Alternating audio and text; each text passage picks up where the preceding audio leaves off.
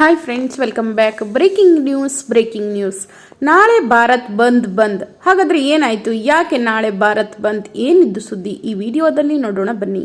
ಅದಕ್ಕೂ ಮುನ್ನ ಫ್ರೆಂಡ್ಸ್, ನೀವು ಕೂಡ ಈ ಬಂದ್ಗೆ ಬೆಂಬಲಿಸುತ್ತೀರಿ ಅನ್ನುವುದಾದ್ರೆ ತಪ್ಪದೆ ಈ ವಿಡಿಯೋನ ಲೈಕ್ ಮಾಡಿ, ಹಾಗೆ ನಮ್ಮ ಚಾನಲನ್ನು ಸಬ್ಸ್ಕ್ರೈಬ್ ಮಾಡಿಕೊಳ್ಳಿ.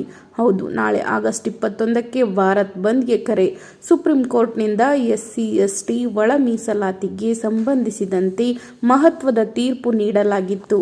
ಆದರೆ ಈ ತೀರ್ಪು ವಿರೋಧಿಸಿ ಆಗಸ್ಟ್ 21ರಂದು ಭಾರತ್ ಬಂದ್ಗೆ ಕರೆ ನೀಡಲಾಗಿದೆ.